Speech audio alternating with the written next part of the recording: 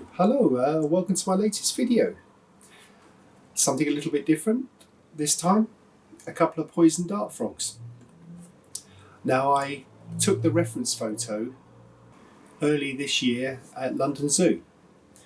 Now when lockdown conditions have eased a bit and the zoo's back open again, I'd love to go there and find something else to paint. I have got a few more photos that may be possible, but getting reference photos is extremely difficult. The animals don't want to pose for you, and quite often they're not there.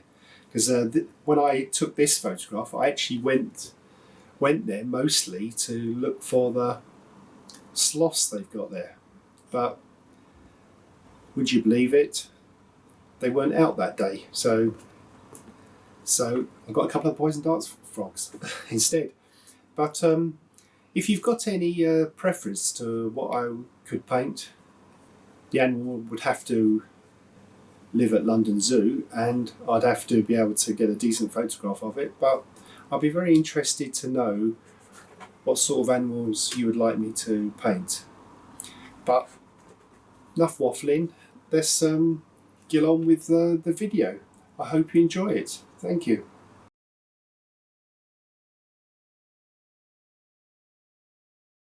I've traced the two frogs onto the watercolour paper and I've positioned them slightly different from the reference photograph. The one on the left I moved down a little bit, and both of them I rotated them about 45 degrees clockwise, which I thought made a better composition. And after that, the first thing to do is get some basic washes down. I plan to get the background finished before I start on the frogs. That way I won't have to be too careful about making the paint go right up to the edge. It is watercolour, so it has limited covering power because it's usually very transparent, but I don't mind if I have to putting a little bit of gouache white in there just to make it a bit more opaque so it can cover up stuff.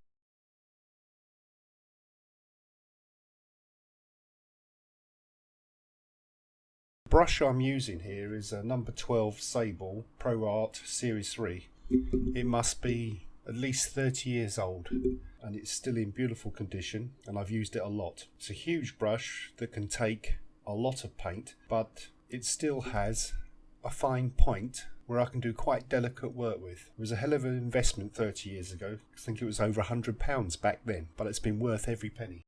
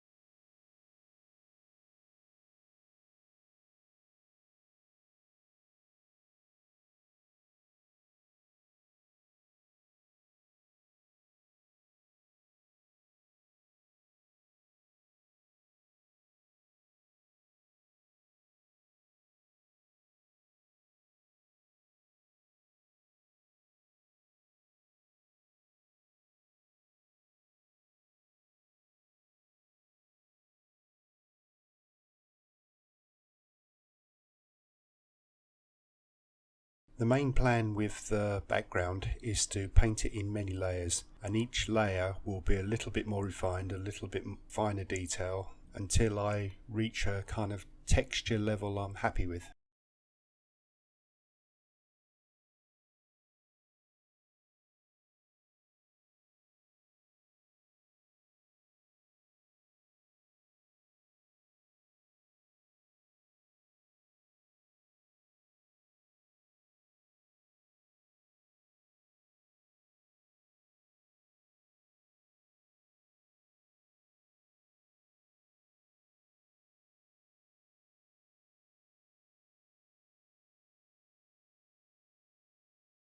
I've now moved down to a smaller brush to help with finer detail, as this rock pebble the frogs are sitting on is covered in little tiny bits of moss, and the stone itself has lots of different colours in it, so it's quite detailed.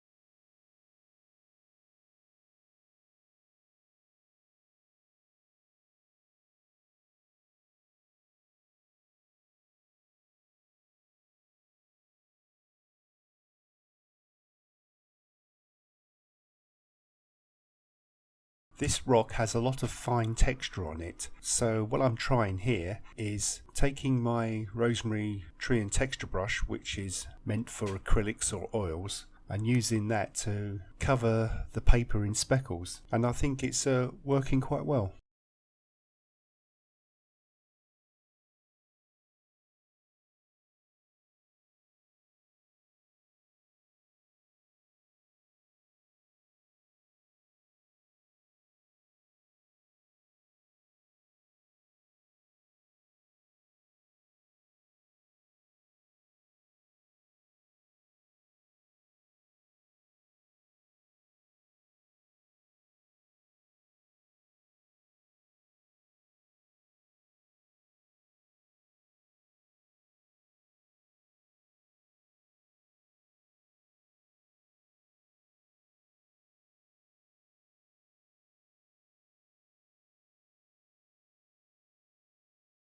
I've now started adding a little bit of gouache white to the mix, as I need to lighten some areas now, and pure watercolour can't do that.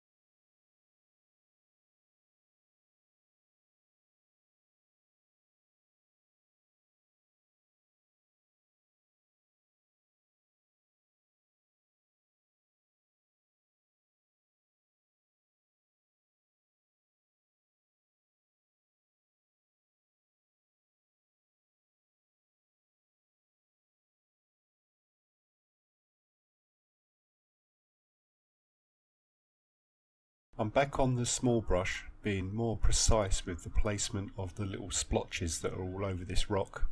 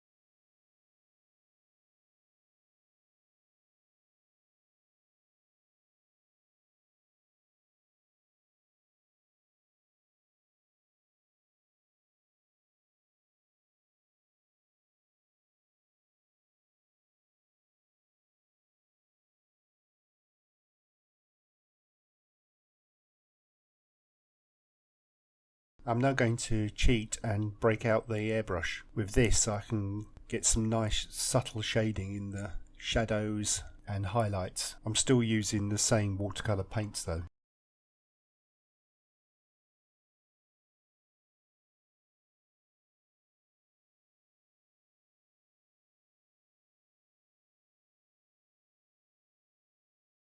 And now back with the small brush, picking out all the little details. And I'm going to keep doing this until I think it's not adding anything more.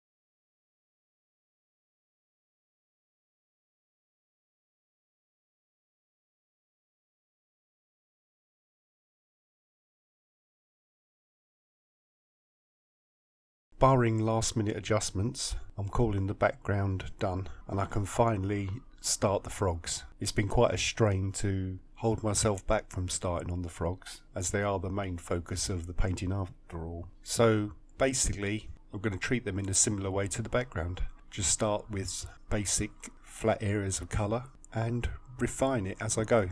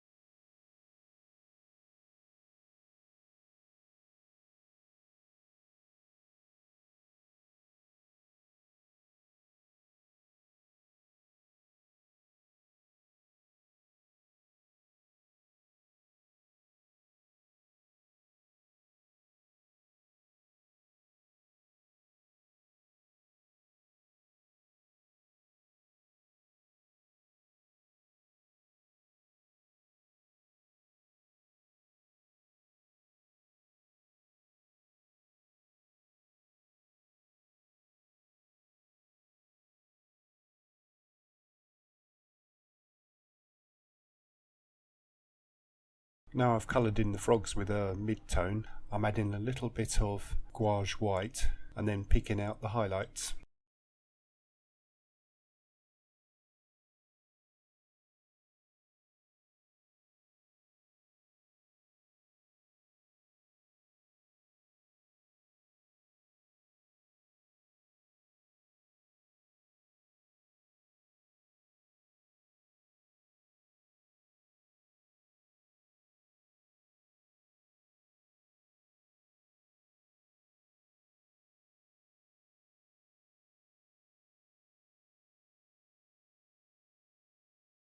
And with the basic highlights done, I'm now putting in the shadow areas, so I'll end up with 3 tones, which would be a good starting point for finishing the whole frog.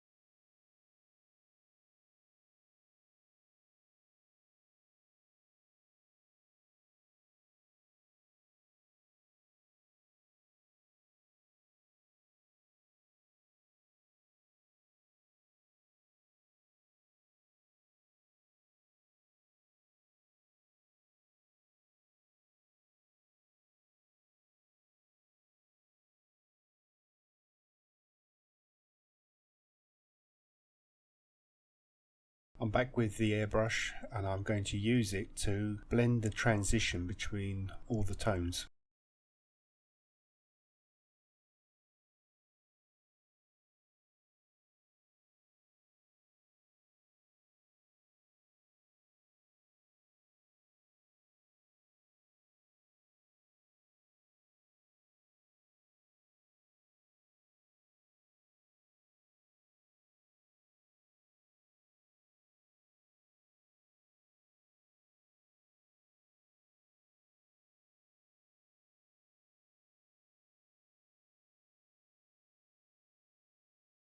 The frog's skin is very mottled, so I'm going to go over them, putting in the spots and little highlight lines, building up over the airbrush smooth surface. A lot of the airbrushing will remain, but I'm going to cover quite a lot of it. And there's a little bonus here, because it's got gouache in the mix that will reactivate when you add water to it. So where it's lighter, the white of the gouache will mix with the dark colour watercolour I'm putting on top and make it go a little bit lighter itself, and that'd be just in the right spot for where the highlights are.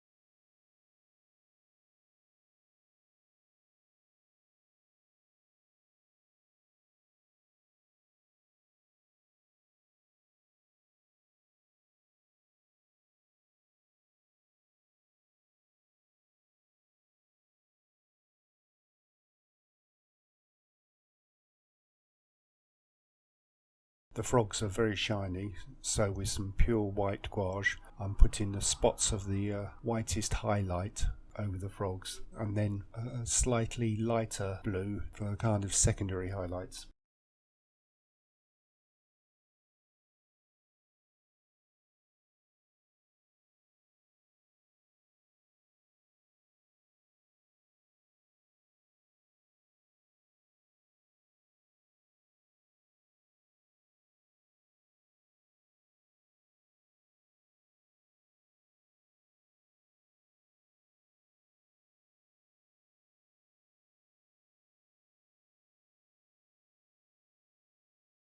Now all that's left to do is to stand back and see which areas need a little bit of adjustment and fix it. Here I decided the rocks needed a little bit more spots of orange, and I used the airbrush to fix some of the shadowing.